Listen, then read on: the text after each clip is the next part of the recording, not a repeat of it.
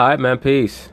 So there have been many developments on the planet that LeBron James lives on by himself. Many of the so-called top sports analysts are starting to realize many of the things that I've been telling you brothers for a very long time in regards to Mr. LeBron James. Number one, that he is extremely self-absorbed, that he is an overrated teammate, that not only is he passive-aggressive, but he's also delusional. He lies to himself, and it allows him to lie to other people. Mr. Jason Whitlock is going to say something that I've stated on this channel before, which is that LeBron James is the modern-day Wilt Chamberlain. Of course, they're going to talk about it, and I'm going to chime in. All right, welcome back. We're joined now by Fox Sports radio host Doug Gottlieb and the founder of the Big Lead, Jason McIntyre. Let's move to the NBA, where the trade deadline is just a couple of days away. And some people have been suggesting LeBron should demand a trade from the struggling Cavaliers, but reportedly he's not going anywhere, with Yahoo's Shams Charania tweeting as NBA teams do due diligence on his no-trade clause and potential of him dropping it. LeBron James is determined to see the year through in Cleveland, focused on the season, and will not waive the clause. Yes, LeBron James is not going to waive his no-trade clause because he does not want Dan Gilbert to be able to receive any assets in return for him leaving. He does not want to help Dan Gilbert at all. Don't believe the hype when LeBron goes on about how he wants to stick it out with his teammates. That's bullshit. LeBron wants to make sure that when he leaves the team, when he leaves that proverbial kitchen, that he leaves all the cupboards bare and empty. That is how he's operating. And I cannot particularly say that I blame him when looking in hindsight at how he was treated by Dan Gilbert when he left initially. But once again, that proves that Kyrie Irving was very, very intelligent to get away from that shit show. Kyrie was like the child in the house with the two parents that are always arguing and abusing each other. All he was doing was receiving their negative energy. Now he's in a better environment for him, and he can sit back and watch the bonfire from afar. So kudos to Kyrie Irving. Kyrie, it's a mistake by LeBron. What else is out there? It's just like everybody wants their football coach fired, and it's like, who's on the market? Like, what's out there that's ideal? Are you sure? Yeah, I mean, what's out there? I don't know.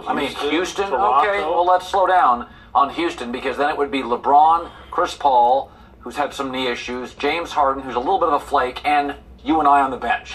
I mean, again, like, let's take a deep breath on this stuff. They've had a rough month. They're going to make the playoffs. It'll unfold. I don't think, like...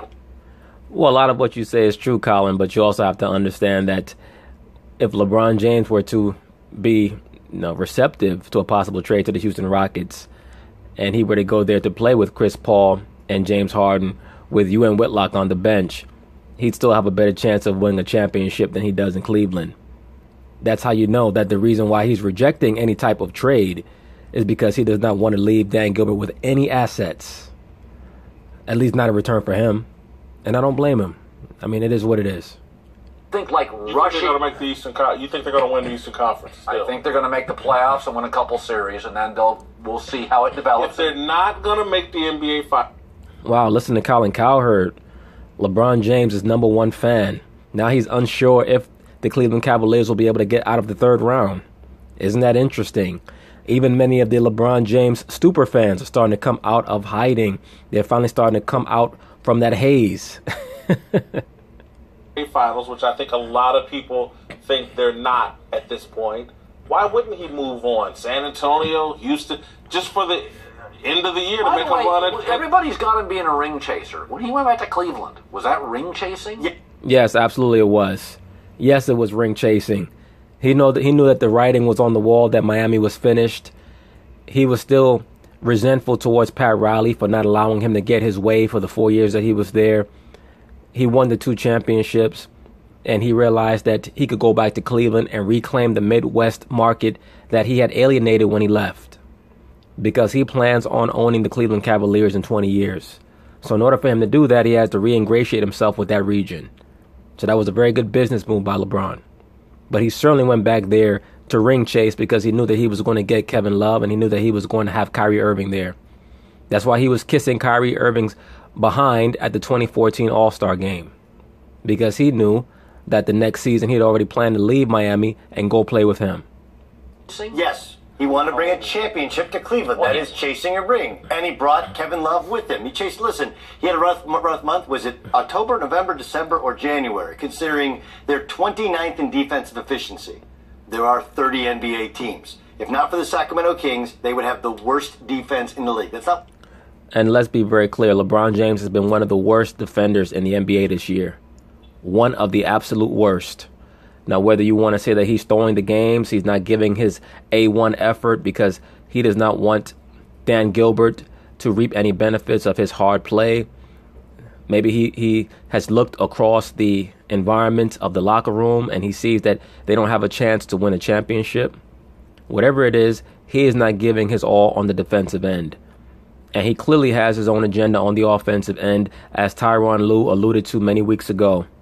There are people who claim that Tyronn Lue was talking about Isaiah Thomas. No, he wasn't talking about Isaiah Thomas. He was talking about LeBron James. It's not 1 month. That's season-long statistics. They are a disaster at the defensive end. He's not enjoying it. No one. They're a disaster at the offensive end as well. No one's getting along. This is check, please. So what's out there? I don't know. But the idea that he's not even going to look, of course it's a mistake. We know how this is going to end. Badly. That's how it ended last time in Cleveland. Game 6 against the Boston Celtics. He looked out of sorts. Rumors about what's going on with his family and what's going on in that locker room. It's going to end badly. Get out now. You smell smoke, get out of the house. All right. Well, here's the issue. Cleveland cannot get out because he has a no-trade clause. If you're talking about LeBron getting out, no, LeBron's not going to get out. It's almost like that movie, The War of the Roses, with Michael Douglas. Where he was married and neither he nor his wife wanted to leave the house. And they ended up spending the whole movie fighting over it. That's LeBron and Dan Gilbert. Neither one of them want to be the first ones to give in. LeBron states, basically, he's stating by his actions that I'm going to leave, but I'm going to leave on my terms, and you're not going to get anything for me. I'm going to make sure of that. I'm going to make sure that when I leave the house that it burns down. And that is always what's going to happen to LeBron James' teams, because every team that accepts him is going to have to accept not only his personality, but they're going to have to change their offensive system to the LeBron James system. And when you have an offensive system that is totally predicated on appeasing him, of course, when he's out, it's going to look like no one else can function. All right, slow down, Doug. Listen, he built up a lot of equity going back to Cleveland. All these casual fans. LeBron, that's a great thing. He's going to now quit on the Cavs at the end of the season to go and chase a ring? You think that would... How do you think the perception would be? LeBron's got the rabbit ears. You talk about it a lot. There's no way he could do this now. He can't... Sure, he can do it. The perception would be that I'm LeBron James. I did my best to salvage a bad situation. They traded Kyrie on me, even though those of us who understand the parameters around which Kyrie was traded, Dan Gilbert was trying to make LeBron James understand that Kyrie did not want to play with him anymore. And I'm not going to keep Kyrie for your sake if you're not willing to make a commitment to the team.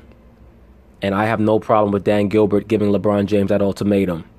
LeBron is still bitter that Dan Gilbert did not conform, did not kowtow to his wishes to force Kyrie to stay, to give him the best chance of winning a championship in his last year with Cleveland, because this was going to be his last year no matter what.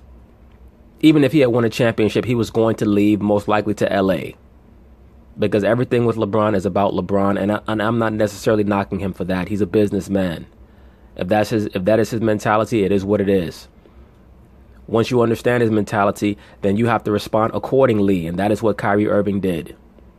That is why I blame no one involved in this situation. Everything is not meant to work out in a happy ending. As a matter of fact, most endings are not happy endings.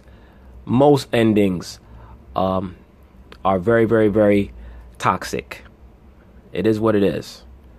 But no, LeBron, once he leaves, the storyline that him and his people are going to push is that we brought a championship to the land, a city that had not won a championship in over 50 years. No matter how we got it, even though it was mostly by skullduggery, we got it. I raised the property value of the city of Akron. I raised the overall revenue of the city of Cleveland. I probably doubled the value of the Cleveland Cavaliers, so no one can say that I did not bring back blessings to the city of Cleveland when I came back. That will be his legacy, or that will be the narrative that he promotes once he leaves. And a lot of it will be valid. You cannot quit on the team. The perception, if you're traded, is they traded me. The perception, if you sign somewhere else in the offseason, is I left. No, sir. No. The perception, if you're traded and you have a no-trade clause, is that they traded you to the team that you wanted to be traded to, and that you therefore wanted to be traded. So it cannot be they traded me if you have a no-trade clause. So, sorry, sir, you're incorrect on that.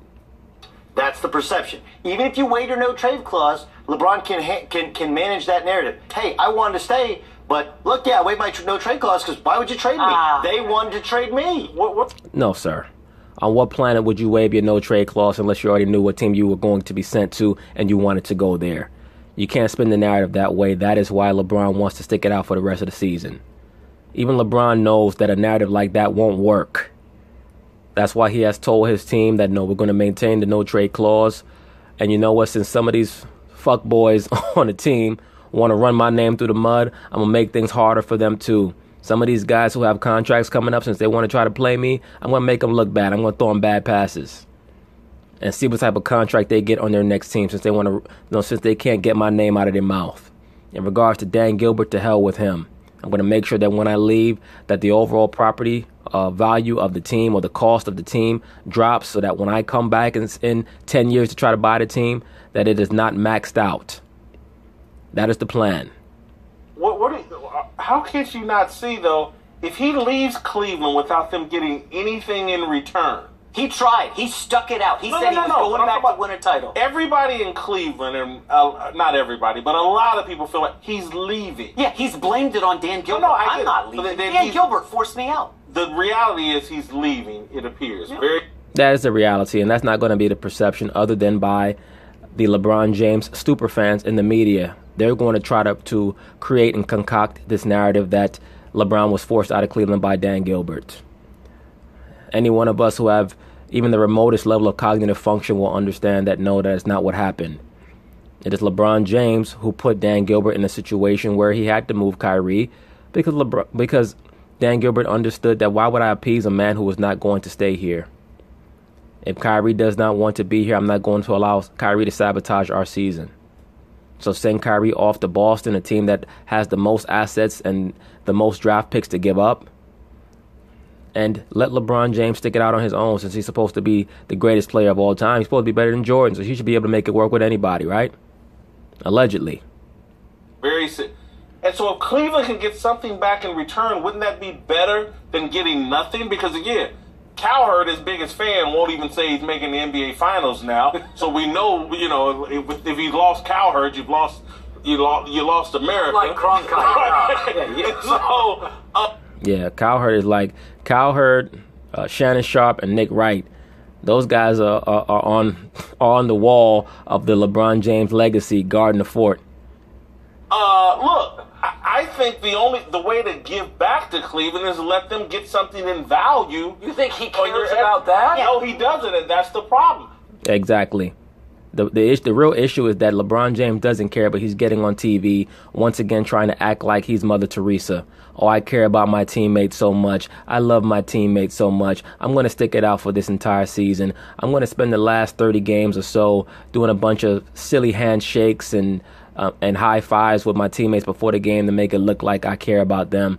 And then when the season finally runs out and we get knocked out of the playoffs in 5 games, I'm going to have my guys, Rich and whoever else is on my team, make sure that they put out enough propaganda to some of our plants in the media so that they can spin doctor it, and I can play the victim role when I head out to LA, which is a place that everybody knew I was heading anyway.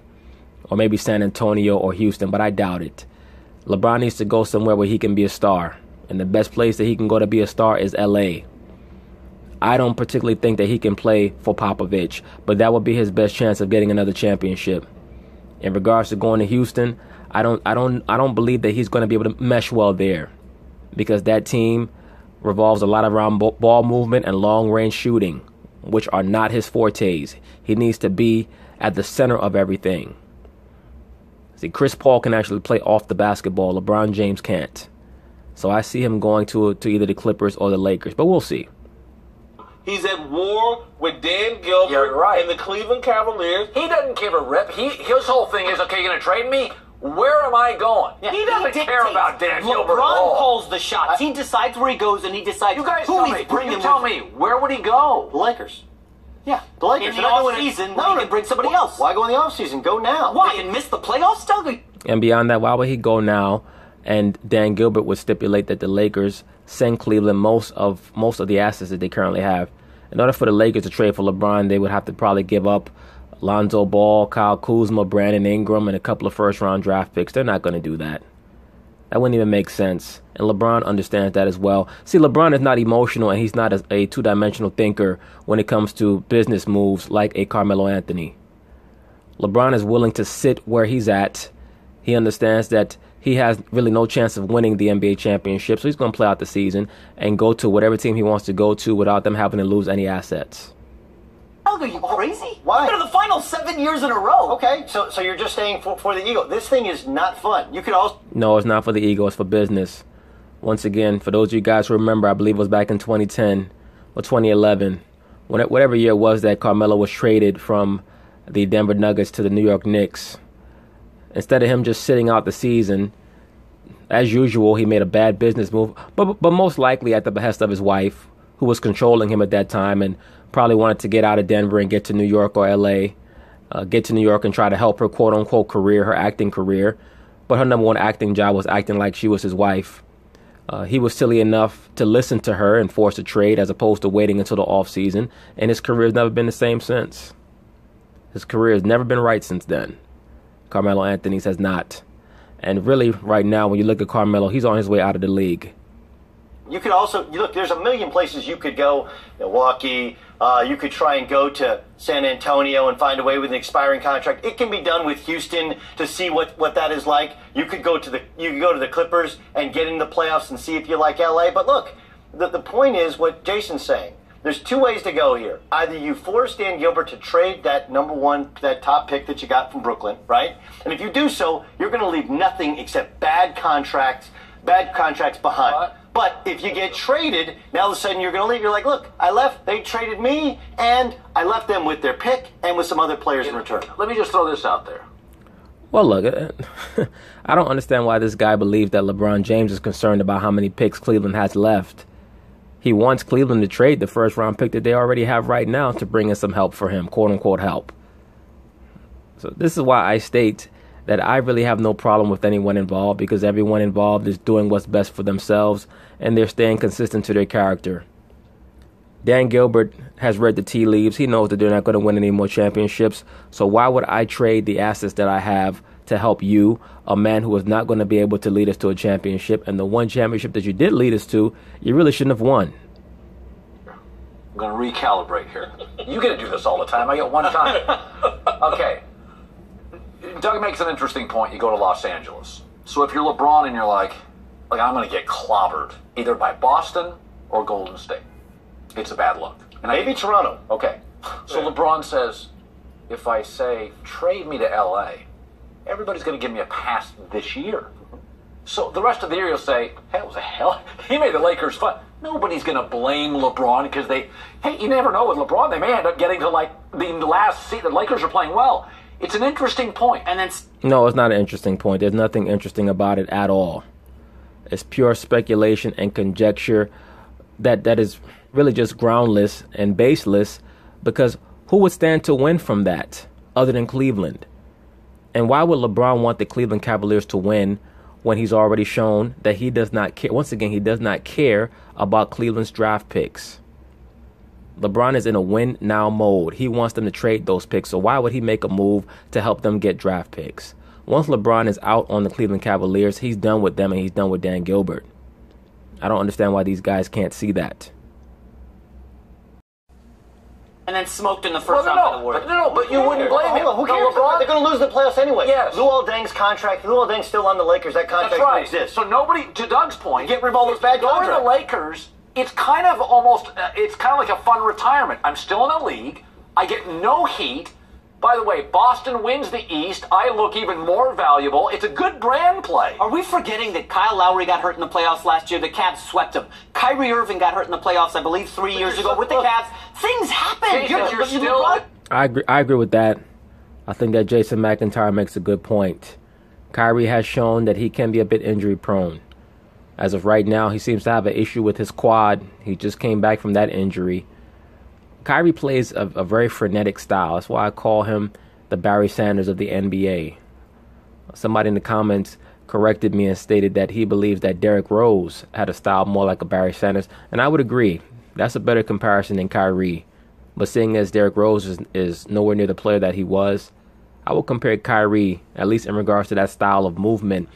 He used a lot of jump cuts, a lot of those Euro steps where he puts a lot of pressure on his knees, and I could see Kyrie not being, to full capacity by the playoffs. I hope that I'm wrong, but you never know. And that would certainly open things up for the Cleveland Cavaliers. And they may not even need to have anything opened up, because if they play at their full capacity, they have the roster where they're supposed to be in the finals. Cleveland does. You're still going to get killed in the final. Well, yes, everybody's going to get killed in the final. But you don't have to go to the Lakers, and you don't have to go to the final. Hold on. Here's the thing. So that's what we're doing now. Cleveland Cavaliers superfans, LeBron James superfans, we're trying to get him to a place where there's no pressure on him. How ironic. For years, it was stated that LeBron James does not respond well to pressure. Now it's being revealed that many of his television sports analyst superfans, junkies, are exhibiting many of the same traits, trying to do anything to save his quote-unquote legacy. Give up on the Jordan thing. That's been gone since the Dallas Mavericks. Don't even worry about that. Right now, LeBron James is playing so that 20 years from now, he can verify, he can prove without a shadow of a doubt that he was better than Larry Bird. Because as of right now, no, it's touch and go. It's not happening, as Jason said. It's not happening. The question is it a mistake to not happen, to shut down trade discussions? And I think it's a mistake to not at least offer up the possibility of, hey, let's see what's out there. Instead now, I'm going to ride this thing out. This is going to end poorly. I think we all know that. To the Lakers, who have been among frontrunners to land LeBron this offseason, but are now reportedly taking themselves out of the running, shifting their focus from this year's free agent class to next year's, which will feature like Kawhi Leonard and Klay Thompson. Well, look, are you buying, Jason, the Lakers won't pursue LeBron this offseason? I'm buying the report. It's from Adrian Wojnarowski and Ramona Shelburne, two highly credible NBA reporters. So I'm buying the report. Can the Lakers change course and renege on whatever they've set out? Yes, they can. Yes, they can renege, and they will renege. This is a stratagem that is being put out by Magic Johnson, as well as his general manager, to try to take some attention away from the fact that they do want to bring LeBron in to act as a guru, as a teacher for the young studs, the young stallions that they have on their team. I have no doubt about that. Magic is pretty much trying to create a provision against himself and his own big mouth by putting out this disinformation about how they don't want LeBron. Magic Johnson and LeBron are mutual admirers of each other, and Magic would like nothing better than to be able to woo LeBron back to the LA Lakers. And I think that it would be a great move for LeBron because it would take a lot of pressure off of him. It would also provide him with many more resources and channels to promote and to take to the next level many of his extracurricular businesses, many of the corporations that he's trying to start outside of basketball. I think that it would certainly meet many of his demands on many levels for him to sign with the Lakers. But we'll see. But here's what I really think is going on, and I'm going to get crucified for saying this. I think the Lakers are right now at this moment are like, you know what? You know what LeBron guarantees at this point in his career? A headache. I agree with that. That's what he guarantees. Championships? No, he does not guarantee. He's never guaranteed championships. Ding. Thank you, sir. Hey, Whitlock, once again, he's like the Reggie Jackson of sports analysts. He either hits a home run or he strikes out. When he speaks the truth, he speaks the absolute truth.